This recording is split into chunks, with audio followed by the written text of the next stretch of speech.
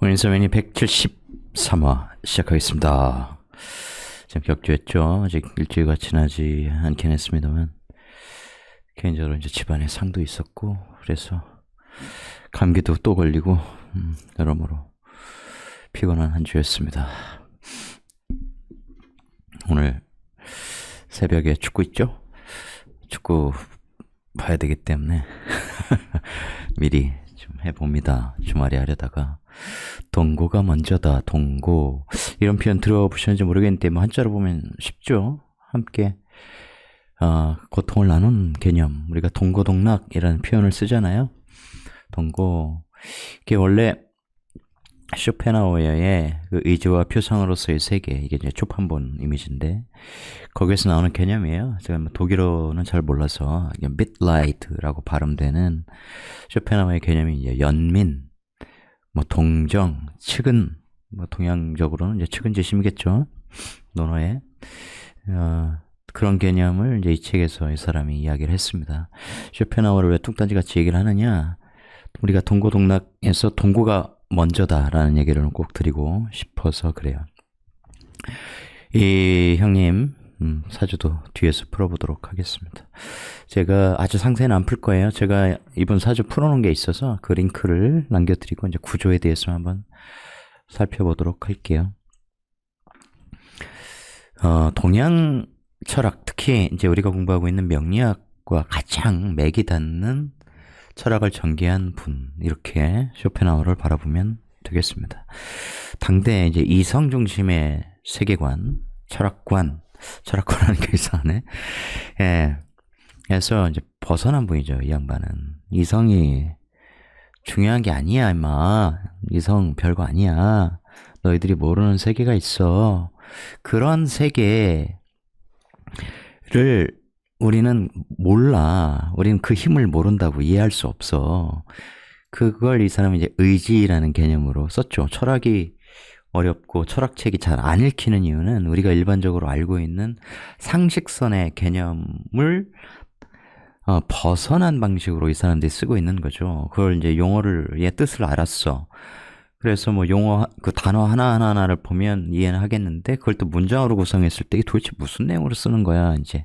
이게 이해가 잘 안 되기 때문에 철학이 어려운 거죠. 이 사람은 눈에 보이지 않는 어떤 힘이 있다는 거예요. 그게 이제 우리 명리를 공부한 사람들한테는 아주 쉽거든. 쇼펜하우어가 뭐라고 얘기를 하는지. 그걸 또 그런 어떤 전제적인 개념 설명을 하지 않고, 그걸 서양 철학적 용어를 해석하는 방식으로 자꾸 얘기를 하면 더 헷갈리는 거죠.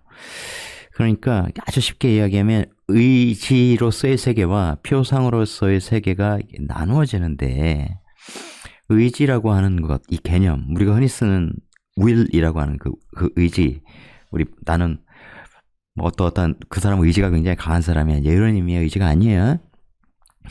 우리가 부인할 수 없지만 존재하고 있는, 우리는 알 수 없지만 실제로 우리의 세계와 우리의 삶, 인간의 삶에, 우리 인간뿐만 아니라 모든 사물에 영향을 미치고 있는 어떤 절대적인 힘, 자연의 힘이라는 게 있다는 거예요. 그것이 우리의 내면도 좌우하고, 우리는 알고 있잖아요. 그게 달리 말하면 에너지잖아요. 그런 힘이 에너지죠. 곧 에너지에 휘둘리는 인간, 그리고 인생, 우리는 그 개념을 이해하고 있죠. 명리 공부를 하면 이해가 됩니다. 겸손하게, 겸허하게 그러한 개념을 수용할 수 있게 되니까요. 그래서 쇼펜하우어가 보기엔 그런 것에 휘둘리는 거예요. 근데 그거 누가 만들었어? 그거 어떻게 형성된 거야? 그것을 그렇게 작동하도록 만들어내는 어떤 뭐 시스템적인 근거는 뭐야? 몰라. 그건 플라톤의 이데아와 같은 거죠. 그죠? 그런 세계가 있다는 것. 사과가 사과인 이유는 우리 눈에 보이지 않지만, 우리는 알 수 없지만 사과를 사과이게 하는 어떤 이데아가 있다는 거죠. 근데 이제 명리학과 관련돼서 다시 한번 설명드리면, 인간이 어찌할 수 없는 어떤 힘이 있다는 거예요. 그건 맹목적이라는 거예요. 맹목. 그것이 그렇게 되도록 그냥 흘러간다는 거죠. 그게 하늘의 섭리 같은 거야, 동양에서 보면. 그것이 우리의 인생도 맹목적으로 만드는 거죠. 그러니까 우리는 소위 말하는 어떤 인간의 자유의지에 따라서 살아가는 것 같아도 실제로는 그런 맹목적인 힘에 의하여 우리 삶 자체도 맹목적이 된다는 겁니다. 그럼 표상으로서의 세계는 뭐냐? 우리가 지금 보고 있는 세계예요. 우리 실제한다고 믿고 있는 세계. 이게 시뮬레이션 세계인지 아닌지 모르죠. 명리를 공부하면 시뮬레이션 세계일 가능성이 훨씬 높네. 우리 지금 매트릭스 안에 살고 있네. 하지만 벗어날 수 있는 방법을 아직 알지 못해요. 부처님처럼 우리가 아직 깨닫지 못했으니까 우리의 이 정신이 이 세계 밖을 자유자재로 넘나들 수 있을 수 없이 모르죠. 물론 천공이라는 위대한 분도 여러 차원을 돌아다닌다고 본인이 말한 바 있죠. 여튼 의지가 만들어낸 세계, 우리는 의지로서의 세계는 알 수 없어. 하지만 이 표상으로서의 그것이 이제 재현된 세계, represented 된 세계만 우리는 보고 있다는 거죠. 근데 그건 실제가 아니라는 거예요. 인간은 이성이 아니라 의지에 따라 움직이는 존재다. 이성이라는 것이 이제 인간을 동물과 구별하고 우리는 항상 이성을 이제 또 달리 말하면 합리적, 그죠? 감성, 이성과 반대되는 개념의 이 감정을 쓰면 이제 비합리적인 인간, 뭐 이런 식으로 우리도 뭐 흔히 여전히 그렇게 구분하긴 하잖아요. 참 감성적인 것 같아요. 이게 남자가 여자에게 얘기할 때는 참 좋은 단어로 쓰이는 것 측면도 있습니다만 남자가 남자한테 쓸 때는 굉장히 좀 좋지 않은 표현으로 써요. 근데 사실은 남자 안에 여성성이 있고 여성 안에 또 남성성이라는 게 존재하는 거 아니겠습니까? 그죠? 감성이라고 하는 것이 사실은 굉장히 중요한 거죠. 그것이 있어야 인간이 인간다운 거고 그래야 인문학도 좋아하고 시도 좋아하고 쓰기도 하고 뭐 이렇게 되죠. 그러니까 냉정히 말하면 감성적 인간이 더 좋은 인간이에요. 왜냐하면 타인의 감성과 공감할 수 있는 확률이 훨씬 높아지거든요. 여튼 이성이라는 것, 어떤 합리적 추론에 의해서 어떤 결론을 도출해내는 존재, 이게 이성적 인간 아니겠습니까? 근대성은 이 이성에서 출발했단 말이에요. 그런데 냉정히 따져보면 지금 우리가 현대를 살고 있다고는 하지만 이성적인 인간 극히 드물어요. 없어요. 누가 있어요? 대통령부터 이성적 인간이 아닌데. 이성을 어떻게 쓰냐면 우리 대통령 보면 알 수 있어요. 내가 결론을 내. 그리고 모든 것은 그 결론을 향해 과정을 도출해내버리죠. 나는 바이든이라고 한 적이 없어. 난 난리면이라고 한 거야. 라는 결론을 내. 그 다음에 그 결론에 부합하는 논거들을 만들기 위해서 쭉 나가는 것. 이게 우리 대통령실에서 하는 짓 아닙니까? 대부분의 인간이 이렇다는 거죠. 뭔가 신이 내린 이성이라는 이런 합리성을 갖고 있는 존재. 근데 아니라는 거예요. 쇼펜하우어는. 아니죠. 공부를 해보면 우리 명리학 공부해보면 알 수 있지 않습니까? 아까 말씀드린 우리가 흔히 쓰는 그 의지가 아니에요. 우리가 알 수 없는 힘, 우리가 감지할 수 없는 어떤 힘, 외부의 힘, 에너지, 그것에 의하여 움직이는 존재다. 그에 철저하게 영향을 받는 존재라는 겁니다. 그래서 쇼펜하우어가 이 동양적 사유와 굉장히 가까운 사람이죠. 서양 철학에서도 이 불교라고 하는 학문을 처음으로 자기 철학적 사유에 끌어들인 존재 아니겠습니까? 20대 때 의지와 표상으로서의 세계를 썼잖아요. 이제 천재 중에 천재인데 집안은 부유해서 또 뭐 공부만 하고 산 분이에요. 뭐 니체 이런 사람들 다 이 쇼펜하우어로부터 영향을 받았지 않습니까? 니체는 쇼펜하우어 책 보면서 또 복음이 내린 듯한 기분을 느끼면서 6일 동안인가 7일 동안 밥만 먹고 계속 그 책을 봤다고 하죠. 그러면서 엄청난 깨달음을 얻었다고 합니다. 그런 책이에요. 실제로 우리 명리학 공부하면서 이 쇼펜하우어가 명리학 공부했었으면 이거보다 훨씬 더 깊은 사유에 도달했겠구나. 또는 내 사유의 기원이 어디에서 출발하는 것인지 이제 알게 되었구나. 이런 말을 할 수도 있었을 것 같아요. 여튼 세계는 의지로서의 세계이고 인간이 이것을 파악할 수 없다. 우리가 인간이 파악하는 것은 표상으로서의 세계다. 우리 눈에 지금 실제한다고 우리가 믿고 있는. 근데 그 믿음조차 사실은 의지로서의 세계가 우리에게 만들어내는 어떤 작용, 에너지의 힘, 이것에 의한 거죠.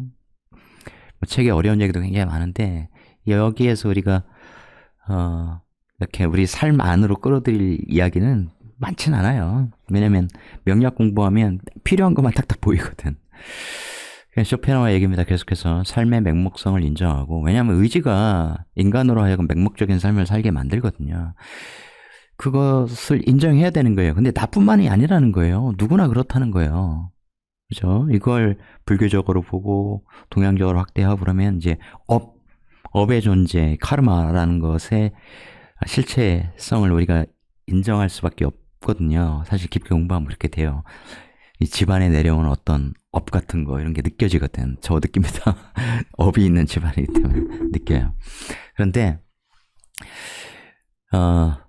나뿐만 아니라 우리 모두가 이런 맹목적인 삶을 살도록 의지에 의하여 지배되는 삶을 산다는 것을 인정하게 되면 자기중심성에서 벗어나게 된다는 거예요. 이기심 같은 거거든. 기독교가 좀 문제인 것이 특히 이제 기독교를 독실하게 믿는 분들 같은 경우 하나님은 나를 정말 사랑하는 것 같아. 하나님 덕에 내가 성공했어. 그럼 저쪽 교인은 왜 가난한가? 다 사랑하지 않는다는 거죠. 소수의 선택받은 자들, 선민의식을 갖고 있다 이런 얘기예요. 마치 유대인들이 처음에 그런 사상에 빠져 있었던 것처럼 여전히 그렇긴 합니다만 그런 것이 굉장히 큰 문제라는 거죠. 그런 거 아니라는 거예요. 그건 그냥 아주 소화적인 이기심에 불과하죠. 나를 특별하게 보는, 그래서 내가 이렇게 잘 사는 것, 내가 좋은 머리로 돈 많이 벌고 사는 것은 내가 선택받은 자요. 저들은 그런 두뇌도 갖지 않았고 그런 능력도 없고, 그러니까 차별화하는 것이죠. 그게 아니고 쇼펜하우어는 다 똑같은 존재라는 거예요.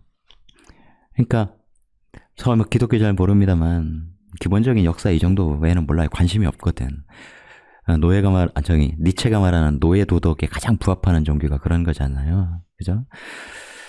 노예 도덕이라고 하는 것은 어쨌든 내가 넘어설 수 없는 어떤 존재에 의하여 내가 피지배자로 남게 하는 그런 도덕 아니겠습니까? 그것을 벗어나는 게 이제 위버맨시죠. 주인으로서의 삶을 살아가는 도덕.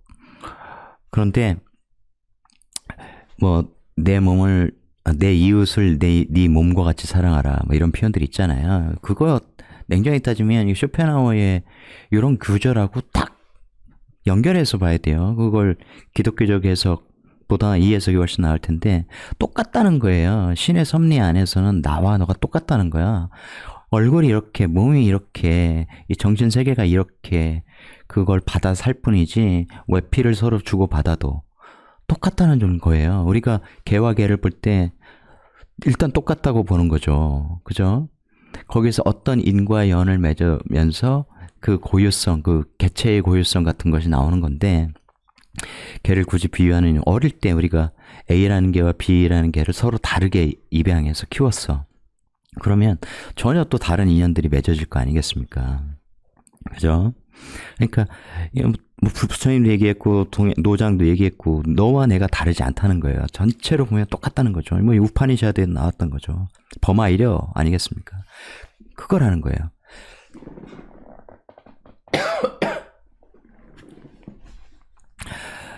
기침이 나와서 기침을 하고 왔는데 잘라야 되겠네요. 기침 나온 부분은. 여튼 그렇기 때문에 타인에 대한 차별성 이런 것이 아니고, 그죠?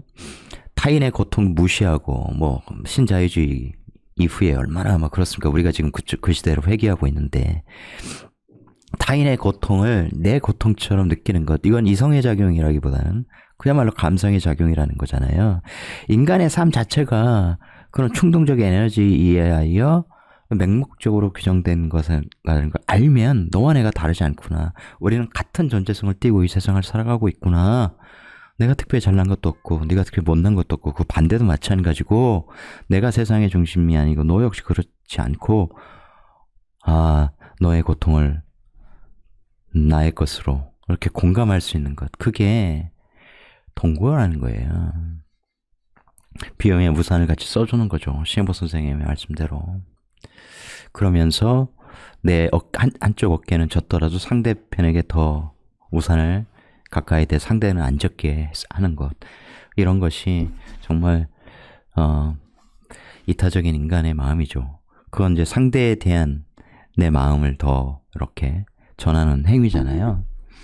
그러니까 옛날에 그 논어에서 수신제가 치구평천하라고 했던 것이 우리는 잘못 배웠잖아요. 먼저 몸을 닦고 그다음에 가정을 잘 보살핀 다음에 그다음에 이제 계속 확장하라는 건데, 그죠? 가정은 개판으로 해놓고 뭐 예를 들면 그런 논리를 적용하면 우리 가정 내팽개치고 저 만주로 떠난 독립투사들 전부 다 이 수신제가 치국평천하에 안 맞는 사람들이에요. 치국평천하를 갈 수가 없어. 가정을 똑바로 책임지지 못했으니까. 그런 개념이 아니죠. 이것은 사랑이라고 한정을 해보면, 그죠? 이것을 나 자신을 사랑하고 말 거냐, 내 가족까지만 사랑할 거냐, 그것이 아니라 그 사랑의 범주를 이 세상, 공동체 세상, 사회 세상, 계속 이 세계 이렇게 넓힐 수 있을 거냐. 그건 그 사람의 그릇에 달린 것이죠. 내 가족 아픈 것만 생각해. 조폭들도 그래요.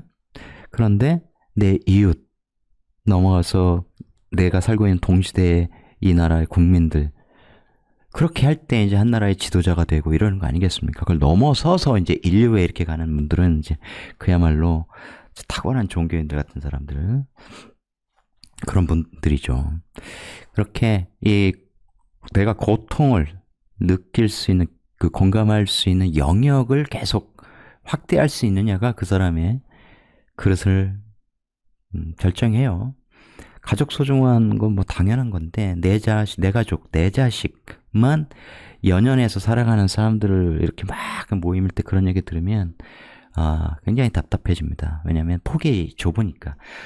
폭이 넓은 사람하고 이야기하면 참 좋거든요. 정신도 이렇게 맑아지는 것 같고 내가 참 좋은 시간을 보내고 있다는 생각이 드는데, 너무 작은 거, 돈, 내 앞에 승진, 그죠? 내 자식 어느 대학 보내는 거, 뭐 등등등. 사실은 본능적으로 인간이 타고난 그런 에너지대로 자기 중심성으로 구성된 어떤 소집단, 그것의 안락함만을 추구하는 사람, 그것만이 인생의 전부인 사람, 그것에만 고민의 대부분을, 고민의 에너지를 다 쓰는 사람들은 좀 답답하죠. 이제 그런 사람들이 흔히 얘기하는 게 막 정치 좀 신경 쓰지 마. 뭐 윤석열이든 이재명이든 똑같은 놈들이지 뭐. 사실 뭐 한동훈이 더 낫지 뭐. 이렇게 근거 없이 이렇게 떠들어대는 그 정도의 인식의 그 틀밖에 없게 되는 거죠. 쇼펜은 그런 얘기를 합니다. 그러니까 의지로서의 세계, 우리는 감지할 수 없는데 소수는 감지한다는 거죠. 안다는 거예요. 그게 이제 동양적 성인의 개념과 맥이 닿죠. 우리도 이해합니다. 명리를 깊게 공부하고 그러면 그 의지로서의 세계가 존재하고 있다는 것을 알게 되죠. 여러분 등이 이해하시게 될 겁니다. 근데 그 수준까지 못 나가면, 혹은 아예 명리학에 관심을 갖지 않으면 표상으로서의 세계밖에 인식하지 못하죠. 이 21세기 4차 산업혁명이 진행되고 있는 이 세계에 오직 눈앞의 과학기술로 구현된 이 세계만이 진짜 세계라고 이제 착각하고 사는 거죠. 근데 그렇지 않다는 거예요. 제 오늘 주제는 이겁니다. 여러분, 동고동락 많이 들어보셨죠? 동락동고가 아니에요. 동고동락은 먼저 고통을 같이 하라는 겁니다. 인간이 뭐 결혼을 해도 어떻게 처음부터 동락할 수가 있습니까? 현실적으로 돈을 만들고, 그러기 위해서 직장도 다니고 사업도 하고 장사도 하고, 근데 직장이 망할 수도 있고, 옮겼는데 안 맞아서 사업을 시작했다 망할 수도 있고, 세상에 부자가 적은 것처럼, 세상에 성공하는 사람이 적은 것처럼, 세상에 시험이라는 게 10,000명이 지원하는데 9,900명 정도 뽑고 100명만 탈락시킨 시험은 없잖아요. 그 반대죠. 그죠? 항상 고통을 입는 사람이 많습니다. 이 세상의 고통의 질량이 훨씬 커요. 그래서 먼저 고통을 함께할 각오를 해야 하고 그것을 즐겨야 되는 거죠. 쇼펜하우가 정말 멋진 말 했거든요. 행복이란 내가 소망한 것이 조기에 이루어지는 것이고, 고통이란 그것이 더디게 이루어지는 거라고. 그걸 제가 달리 해석해보면, 지금 고통을 잊고 있다면 소망이 이루어지고 있는 과정이라는 거죠. 더디게 진행되고 있는 거야. 그렇게 생각해야죠. 우리가 쇼펜하우어를 흔히 염세주의자라고 얘기는 하지만 절대 이 염세주의로 이렇게 볼 수 없습니다. 왜냐하면 잘못 보면 세계는 어차피 우리가 알 수 없는 어떤 힘에 의해서 지배되는 거고 우리는 그것을 감각할 수 없고 우리 눈에 보이는 것은 가짜고 우리는 어떤 맹목적 이 충동적 에너지에 의하여 영향을 받으면서 자유의지 없이 살아가는 존재야. 그러면 이제 굉장히 허무함에 빠지게 될 거 아니에요. 그러다 보면 세상이 굉장히 비관적으로 보이죠. 염세적으로 보이죠. 그런 태도를 갖게 되죠. 그렇지 않다는 거예요. 고통으로 인간은 구성되어 있어. 누구나 고통이 정도의 차이는 있습니다만 누구나 고통스럽다는 거예요. 누구나 다 지금 소망한 바를 다 이루고 행복하지 않다는 거야. 그러면 인간은 또 권태에 빠져버리잖아요. 그죠? 그래서 이 충동과 권태 이 사이를 왔다 갔다 하는 것이 인간이에요. 그런데 먼저 고통받는 사람들은 내가 그 고통을 함께 하려고 하고 그러다 보면 함께 행복할 수 있다는 거예요. 이거 안 하고 이거만 하려고 하는 사람들은 고통스러워지면 사람을 버려버립니다. 많은 국민이 고통받고 있어. 그러면 지도자는 그 고통을 덜어주려 해야죠. 그 고통을 내가 느끼니까 그 고통의 어떤 공감이라고 하는 것이 그런 환경을 경험해 봐야 저절로 생겨나는 건데 그렇지 않은 지도자는 왜 고통스러운지가 이해 안 돼. 인간이라는 것은 뭐 쟤들은 저렇게 태어났으니까 고통받고 살아야지. 뭐 니들이 노력 안 한 거잖아. 니들 뭐 나는 고통 안 당해봤을 것 같아. 나도 공부 구수하느라 힘들었어. 다 이겨냈다고. 근데 니들이 못나서 그런 거야. 예를 들면 그렇게 생각하죠. 그래서 잘난 사람들이 더 잘 살아야 되는 잘난 사람들이 권력을 갖고 돈을 갖고 못난 사람들을 지배하고 쟤들은 자유도 없이 살아가야 되고 그런 것을 당연시하는 거죠. 이게 파시즘적이잖아. 그렇죠? 걔들이 이야기하는 것이 항상 통합 어쩌고 그러는데 항상 뭐예요? 자기 중심의 통합이죠. 그게 자기 중심성이야. 내가 힘을 갖고 있으니까 나를 중심으로 통합해야지. 니들은 뭐 능력도 없고 힘도 없고 돈도 없는데 뭐 어떡할 거야. 그런 거죠. 자유를 부르짖지만 그것은 니들의 자유는 아니지 내 자유지. 자본의 자유고 그런 거지 않습니까? 그래서 우리가 여민동락이라는 표현도 쓰는데 그 백성들과 함께 더불어 즐기다. 그 전에 여민 동고가 있어야 되겠죠. 백성들 중에 고통받고 있는 사람들 물이 아래로 흐르듯이 항상 지도자는 아래쪽으로 가장 아래쪽을 향해 내려가야 되는데 거기에는 고통이 고여 있어요. 기쁨이 있는 곳은 뭐 밤에 술집에 있겠지. 그래서 이렇게 즐거움을 찾아다니시는지는 모르겠으나 동고가 중요하다. 이게 굉장히 좋은 표현이죠. 이걸 예전에 동정, 연민, 측은 이런 식으로 번역했는데 동고가 이 동고동락에 딱 맞는 좋은 번역이라고 저는 개인적으로 생각합니다. 여러분 먼저 동고의 태도를 유지하시는 게 좋을 것 같아요. 명약도 마찬가지입니다. 타인의 고통을 먼저 보는 거지. 타인의 고통 안 보면 아유 뭐 스님들 사주네. 아유 여기서 뭐 안 돼. 머리 깎고 절에 가야지. 이런 거 제가 뒤에 우리 웨이어 회원들한테 그런 사주 하나 실제 그런 얘기를 들었던 사주 하나 풀어보겠습니다. 이번 제가 지방에 며칠간 갔다 온 그런 사연과 연결이 되어 있어요. 우리 쇼펜하우어 형님 사주 한번 풀어볼까요? 무신갑인 기묘 경호. 제가 댓글에 링크 남겨놓을게요. 그 자세한 분석적 풀이는 그걸 통해 보시고 구조 한번 살펴보죠. 갑인월에 태어났습니다. 그러면 현대적으로는 직장생활 이렇게 되겠죠. 명예를 추구하는 삶 이런 거죠. 이 인묘진 방합을 이렇게 인묘진의 진 대신에 무토 올라가는 이런 형태. 그러니까 직장생활 해야죠. 얘하고 같이. 그런데 내가 상관경관을 직장생활 안 해. 이제 이런 속성이 굉장히 딱 강하죠. 관을 내가 다스리겠어. 그러면 이제 컨설팅, 상담 뭐 이런 거죠.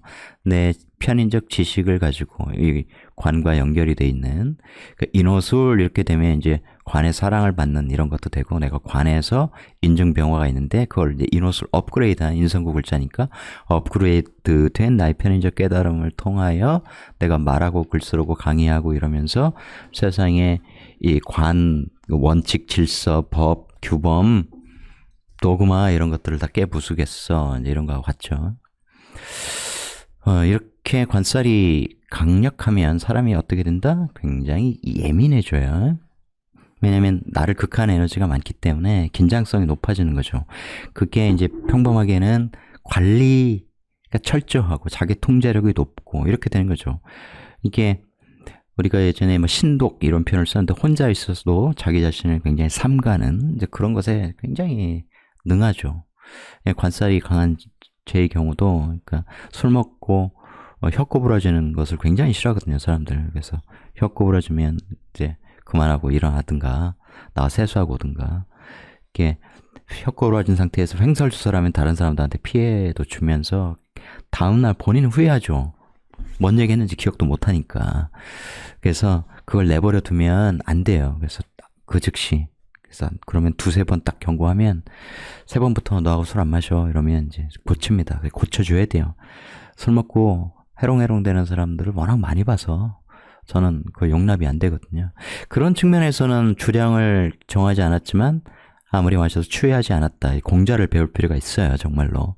공자는 그렇게 술 마시고 집에 들어가서도 열심히 책을 읽었다고 하죠. 그 정도 정신력을 갖춰야 된다. 물론 술을 뭐 기분 좋으라고 마시는 거기 때문에 마시면 사람들하고 유머 나누고 즐겁게 먹는 건 중요하죠. 그런데 거기에 이제 정신을 잃고 횡설수설 내가 지금 어디에 있는지 다른 차원에서 놀고 있는지 이걸 기억 못하면 안 됩니다. 그러면 안 된다. 그게 굉장히 자기 자신이 엄격하다. 그래서 예민하죠. 그래서 이게 이제 살국을 딱 이뤘기 때문에 여기 인묘진에서 살인소통을 하게 되죠. 그런데 여기에서 이제 묘사 이런 형태로 이루어지는 게 아니라 이 관인 그다음에 살인 상태, 살인 소통 이럴 때는 이제 묘파도 일어나면서 어떤 사유의 증폭 같은 것이 일어나는 거예요. 그러면서 그걸 가지고 내가 글 쓰고 말하고 일찍 재주를 발휘하고 그러는 건데 문해에서 또 이렇게 인성이 강력하게 와버리면 살인 소통을 통해서 엄청난 공부를 하게 됩니다. 실제로 그래서 20대 이게 책을 쓰는 거죠. 내 글을 세상에 드러내는 거예요. 그것이 이제 인정이 되느냐 안 되느냐는 두 번째 문제죠. 이럴 때 이게 신유대원일 텐데 이럴 때 이렇게 강력한 식상을 확보하게 될 때 근을 강력하게 하면서 관을 다 때려 부수는 거죠. 그것은 내가 제압하는 거야. 내 글과 내 논리로 세상에 어떤 충격적으로 기존의 질서를 다 때려 부수는 거죠. 쇼펜하우어가 사실 그런 주장을 했기 때문에, 그러니까 아까 드린 말씀 외에도 이제 이성이 중요한 게 아니라 야 이놈들아 감성이 중요해. 정신적 이성이 중요한 게 아니라 신체가 중요해. 이런 주장을 하니까 당대에 안 먹혔지만 내 식상이 강력한 힘을 가지니까 관을 제압하면서 내가 그런 명예를 얻고 기존의 질서를 깨부수고 이제 그렇게 되는 거죠. 특히 해겔과의 뭐 일화 대장이 중요하지 않습니까? 이성의 끝판왕이라고 할 수 있죠. 해겔은 절대 이성 뭐 이런 걸 주장했으니까 세계에 이 절대 이성이라는 것이 작동하고 있어. 인간은 그걸 향해 가야 돼. 뭐 헛소리죠. 칸트는 굉장히 쇼펜하우어에 영향을 줬어요. 이 칸트의 관념론, 뭐 선험적 초월론 뭐 이런 것들. 우리가 칸트는 코페르니쿠스적 전회 뭐 이런 표현을 보통 쓰잖아요. 우리가 외부의 대상으로부터 어떤 인상을 받는 것. 이게 아니라 우리 선험적으로 경험 이전에 우리 뇌 속에 들어있는 우리 몸 안에 들어있는 그런 인지 능력, 인식 능력으로 우리가 그걸 재구성한다는 거죠. 대상이 우리에게 이렇게 그런 자신의 인상을 이렇게 주는 것이 아니라 우리 인식이 평범하게 얘기하면 우리는 그런 능력을 이미 갖고 있다는 거죠. 우리가 구성한다는 거죠. 우리라기보다는 우리 두뇌 속에 있는 거. 그래서 그것이 기존의 인식론을 완전히 이제 바꾼 거 아니겠습니까? 그 칸트 그 말도 헷갈릴 수 있는데 어쨌든 네가 어떤 행동을 할 때 너의 그 행위 준칙이 보편적 입법 원리에 맞게 하라. 이런 표현 많이 들어보셨죠? 유시민 씨도 자주 인용했었고. 근데 이걸 이제 정언 명령이라고 하는데 인간이 이렇게 살기 진짜 쉽지 않아요. 내가 어떤 행동을 하는데 이건 뭐 언까지 포함해줘야겠다. 말과 행동을 하는데 그것이 항상 보편적인 입법 원리 그걸 사회 어떤 공동체의 구성원들이 법으로 인정할 수 있을 정도로 정말 타당해야 된다는 거, 도덕적이어야 한다는 거. 대부분의 인간이 그렇게 안 살아요. 그렇게 안 살죠. 피해를 볼까봐 법을 지키는 거고 뭐 그런 건데 여튼 그것에 비하면 이 쇼펜하우어적인 생각이 훨씬 더 대단하죠. 이 동고라고 하는 것이 타인과의 이런 고통에 대한 공감, 이것이 정말 영역을 확대해 나갈 때 세상이 정말 좋아질 수 있는 거죠. 우리 사회 자체가 지금 약자를 죽이는 각자 도생의 길로 내모는 그런 살벌한 잔인한 세상으로 지금 들어섰잖아요. 그걸 밖으로 내는 거죠. 그런 측면에서 이 사람은 이 앞에 있는 무신을 잘 보세요. 항상 식신을 깔고 있으면 전문가, 제가 그랬잖아요. 무임경 식신생재하고 싶은 애야. 열심히 돈도 벌고 그런 건데 이게 식신제사를 하죠. 그래서 이 사회에 기토와 부토 사이에 이렇게 공유되어 있는 이런 권력을 무토는 누리고 있죠. 그죠? 즐거움도 열심히 누리고 있습니다. 식신생재하면서. 이제 그런 헤겔 굉장히 싫어했잖아요. 그래서 헤겔과 같은 대학 딱 강의를 했는데, 헤겔 당대 이제 이성적 사조가 세계를 주름 잡고 있었기 때문에 수강생들 전부 다 헤겔한테 가고, 쇼펜하우어는 강의 몇 명 안 들었다고. 그래서 자괴감을 많이 느꼈죠. 쇼펜하우어가. 그래도 쇼펜하우어는 알고 있었어요. 그러니까 나중에 내 책이 정말 진리로 인정받을 거라는 거, 그런 거 다 알고 있었죠. 자기 묘비에도 이름 빼고는 뭐 남기지 말라 그랬어요. 묘비명에 쇼펜하우어 뭐 이렇게 돼 있다고 그러죠. 다른 거 없이. 실제로 그는 말년에 그야말로 세계적인 명사가 되었습니다. 이 사람이 예언했던 대로 됐죠. 니체도 물론 그랬죠. 니체 책을 보면 쇼펜하우어 영향을 받아서 그런 건지 그의 이 책들을 보면 대단하죠. 자기가 죽으면 인정받을 걸 알고 자기가 얼마나 앞서갔는지 이런 것들을 세상이 깨닫게 될 거라는 거, 자신만만함이죠. 그러니까 동시대에 너무 앞서간 사람들은 당대에 인정받기 어렵습니다. 얘는 굉장히 유명한 애야. 자기의 학설 같은 걸 통해서 이미 권력을, 명예를 얻은 그런 사람이죠. 그런데 그것이 더욱 정점에 올라요. 그죠? 그것보다 더 높은 자리에 올라가게 되는 사람이죠. 그리고 얘가 자기 권력으로 가지고 이 갑기압이라고 하는 것은 나를 옥죄는 것도 돼요. 옛 것은 얘가 딱 지배해서 얘가 가진 거고 나는 그것을 비판적으로 이렇게 대하는 사람 아니겠어요?